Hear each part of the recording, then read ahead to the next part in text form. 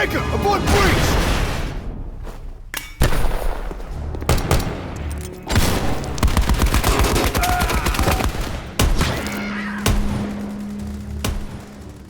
As a continuation of the Black Ops sub-series, Call of Duty Black Ops 4 both benefits from and is limited by its past. All three of its major modes, multiplayer, zombies, and the new Battle Royale mode Blackout, pull from and build upon previous games. Multiplayer is largely successful in its mix of old and new, while zombies struggles with more dated elements. Blackout, though, strikes an excellent balance, putting a clever Call of Duty spin on a genre entirely new to the series. I'm thinking bigger than battles and wars. I brought you here to change the world. What do you have in mind?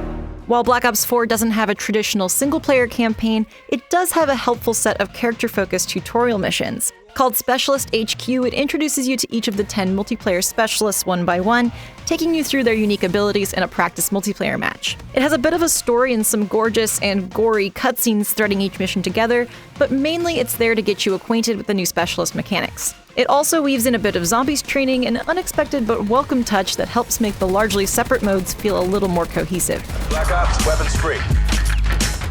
Let's do it live. Guess who's back? It ain't no f***ing question. They know the name out when the presence of a living legend.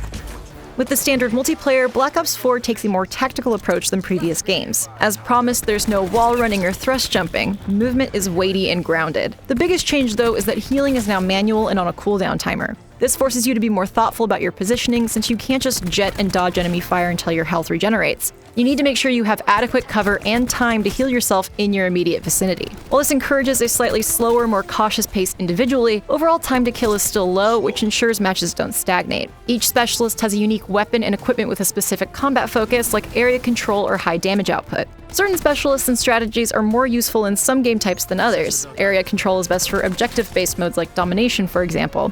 But generally, your choice of specialist and your team's composition won't matter if you aren't skilled in basic shooting and positioning. This means you can play selfishly and still have a good time, which works well for those of us who often solo queue and would rather not risk trying to communicate with randoms. But it can also make playing support-focused specialists less rewarding if you aren't working as a team, since your efforts are useless if your teammates don't take advantage of them. It's a surprisingly good balance overall, though, giving you the flexibility to only be as tactical as you want or are able to be and enjoy the match regardless.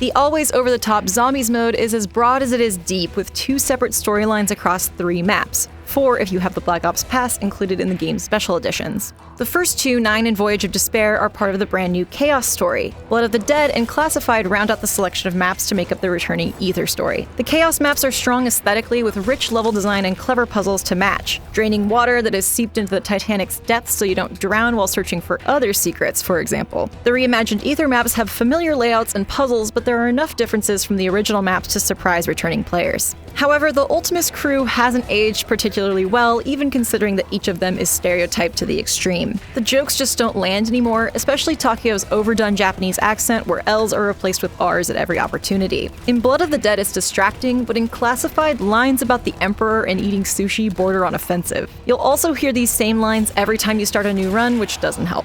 On top of the already hefty amount of zombies content, Black Ops 4 introduces a new mode of fighting the undead, Rush. It's a much faster-paced version of zombies where you don't have to do any thinking or puzzle solving. You're just there to kill the undead, horde style. There's no money, so you don't need to save up to buy a weapon or unlock a door. You're instead told which area will have the next rush wave, and you're directed from room to room as you go. It's too intense to be a tutorial per se, but it's a great way to familiarize yourself with the map, test weapons, and plan where to go next if you get stuck in classic mode.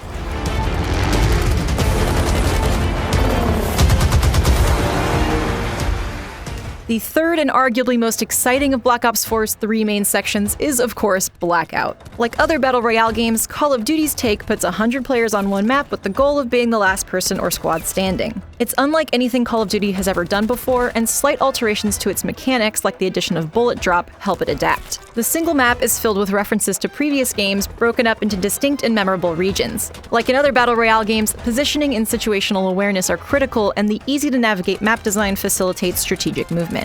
Brilliantly, experience in both multiplayer and zombies benefits you in Blackout. Perks and specialist equipment can be looted during a match, and knowing how to both use and counter them can give you a huge advantage. There are also zombie-infested areas that offer powerful loot at the risk of attracting human players to your position, and that PvE twist in particular helps distinguish Blackout from the likes of PUBG. The combination of these Call of Duty-specific mechanics with PUBG-style health, loot, and shooting systems is executed well, with quality-of-life improvements in the UI and on the technical side. Most importantly, it successfully captures the tense, shaky excitement that makes Battle Royale such a popular genre. Why do you fight? All objectives complete. Stand down. The futility.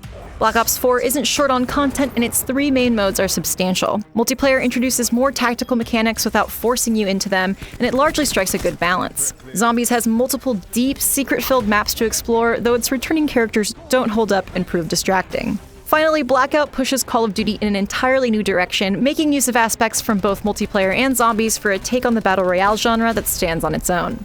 Sure, there isn't a traditional single-player campaign, but Black Ops 4 doesn't need it. What is there has the depth and breadth to be great on its own.